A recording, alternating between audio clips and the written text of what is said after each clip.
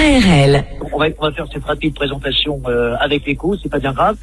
Et donc, comme le disait à l'instant Christophe Monzi, c'est vrai que nous avons cet immense plaisir d'accueillir ce septième tour de la Coupe de France, parce que pour le huitième, il faudra encore attendre quelques matchs, et un match en particulier. Nous sommes ici au Stade Cruchon.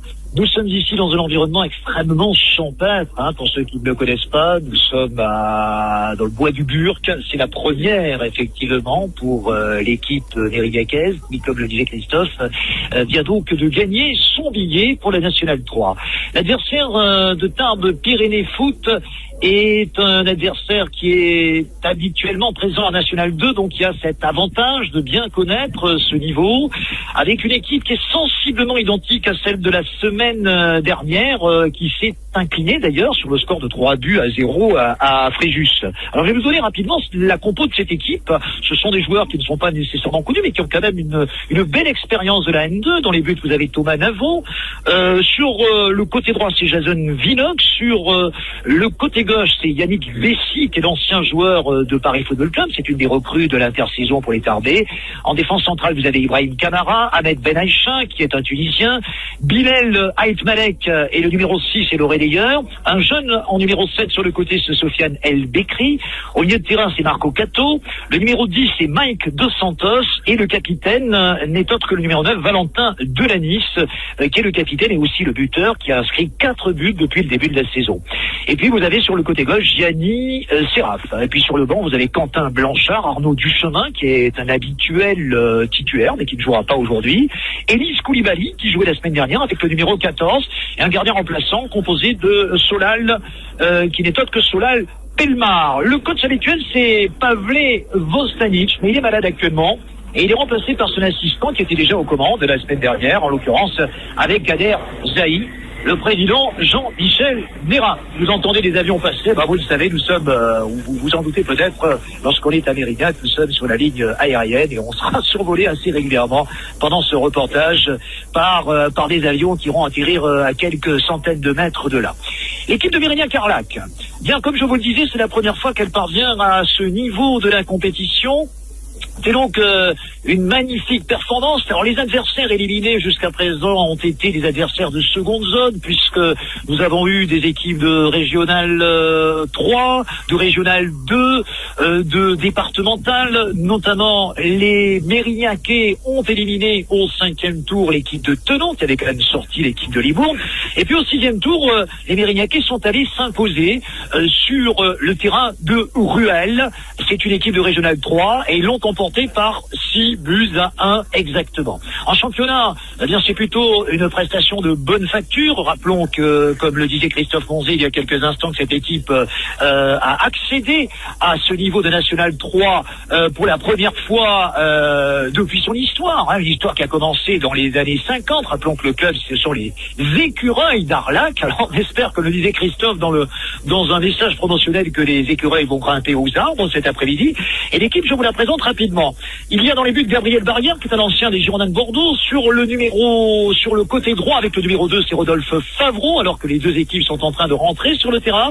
En défense centrale, un jeune du club, Raphaël Cousinet. Cheikh Diakhaté est un joueur confirmé, puisqu'il a déjà joué un 6e de finale de Coupe de France contre Lens, avec le Stade Bordelais. Donc, il a déjà connu ce niveau-là.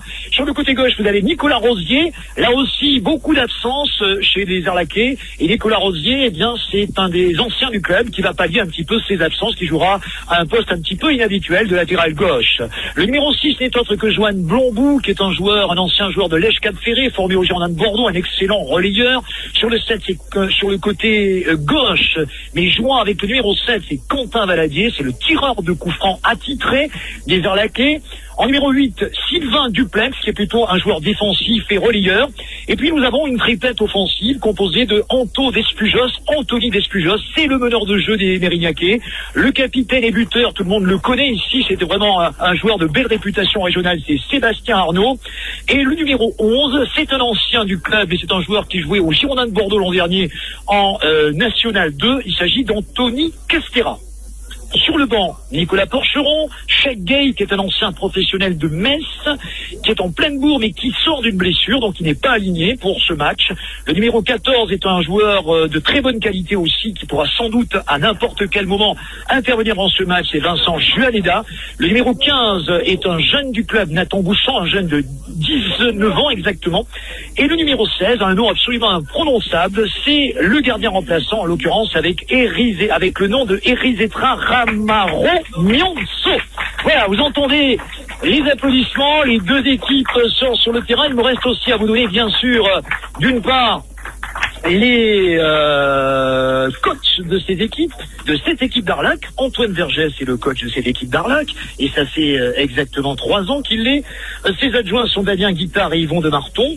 Le dirigeant qui est inlassablement sur le banc, c'est Daniel Vasco. Et alors le président, eh bien, croyez-le, il n'est pas là, ça paraît incroyable. Il est parti en vacances à Zanzibar, parce qu'il avait réservé son billet bien avant, évidemment, que cette épopée ne soit possible pour son club.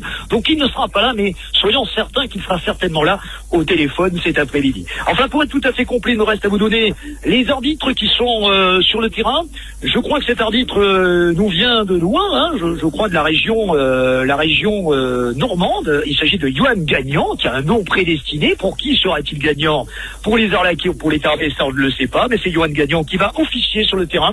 Et puis vous avez en tant qu'assistant, vous avez Jordan Loumi et Pierre Retaille. Et puis le délégué principal, c'est une vraie personnalité du foot aquitain, c'est Jean Bouesseau. Voilà les amis, vous reviendrez nous voir régulièrement d'ici une dizaine de minutes. On espère bien sûr en tant que supporters arlacais, eh bien que ces derniers vont pouvoir poursuivre leur route.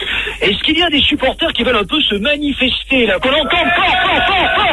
Voilà, ils sont là les supporters, ils vont pousser les Arlacais, vous les retrouverez tout au long de l'après-midi. Merci encore à RL donc nous avoir permis de retransmettre ce match. On reviendra ici à l'antenne dans une dizaine de minutes. C'est la photo des deux équipes et vous retrouverez tout cela sur la Ligue Nouvelle-Aquitaine, puisque vous savez qu'ARL est fait bien sûr et partenaire de la Ligue Nouvelle-Aquitaine. Donc toutes ces photos que nous faisons cet après-midi et le petit reportage écrit que je ferai également demain, vous retrouverez tout cela sur le site de la Ligue Nouvelle-Aquitaine demain. Salut, à tout de suite quand vous le voudrez.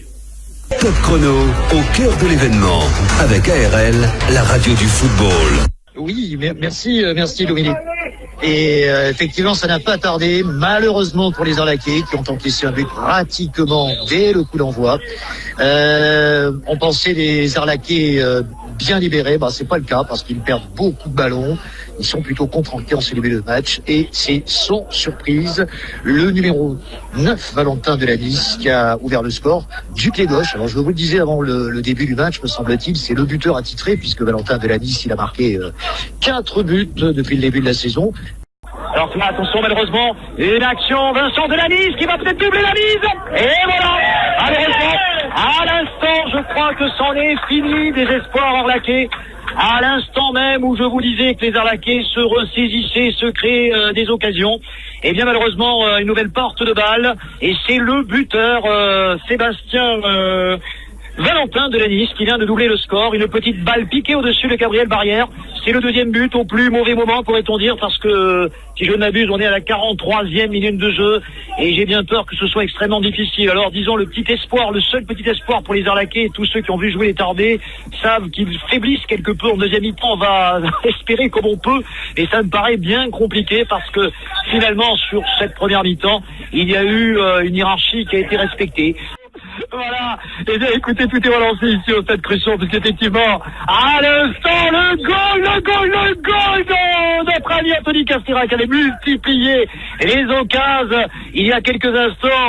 Eh bien, c'était une reprise de volée qui avait été loupée d'extrême justesse, et là il me semble bien que c'est du pied droit les amis, alors qu'il reste 15 minutes qu'Anthony Castera a enfin réduit le score pour les Arlacais. Tout est relancé parce qu'il nous reste 15 minutes, et on le disait, ces Tarbais ont une fâcheuse tendance souvent de baisser le pied physiquement, et là c'est le cas. Les Arlacais vont lâcher les chevaux pour peut-être tenter de revenir dans ce match définitivement, ce qui nous donnerait pourquoi pas une prolongation, pourquoi pas une séance de pénalty, et comme je vous le disais, un final à Hitchcock, qu'ici au Stade Cruchon tout le monde veut. On veut voir les Arlacais se qualifier, on veut voir les Arlacais aller jusqu'au bout de leur rêve, et pour l'instant c'était pas le cas. Top Chrono, au cœur de l'événement, avec ARL, la radio du football. Ça veut dire aussi, n'oublions pas que ce joueur, alors que le match est fini à l'instant, que ce joueur qui n'a quasiment pas joué l'an dernier a peut-être fait un peu trop l'effort. Alors c'est fini, malheureusement. C'est fini. À l'instant, vous entendez les applaudissements du public. La victoire tardaise est totalement méritée. 4-1. Je rappelle que les buts ont été inscrits par les Tarbais et par Valentin Delanis.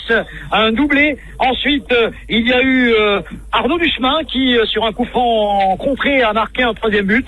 Et puis un 4e but qui a été marqué tout à fait en fin de match par Elise Koulibaly. Anthony Castera avait réduit le score pour les écureuils d'Arlac. Les écureuils ne monteront pas aux arbres, comme vous le disiez dans votre message promotionnel. Mais ils vont faire quand même une très belle facette du football d'Érignac. Et on les retrouvera peut-être avec plaisir. C'était la première fois de leur histoire qu'ils disputaient le 7e tour. On les suivra avec beaucoup d'attention sur l'antenne de la RLFM, et puis on les suivra évidemment sur la Ligue Nouvelle-Aquitaine, puisque votre serviteur écrit régulièrement des articles sur ce club. À propos de la Ligue Nouvelle-Aquitaine, permettez-moi de le signaler aux auditeurs de la RLFM. Cette ligue est partenaire du match France-Suède. Alors j'espère que vous serez très nombreux et nombreuses, mesdemoiselles et mesdames, à vous rendre au stade Chaban-Delmas.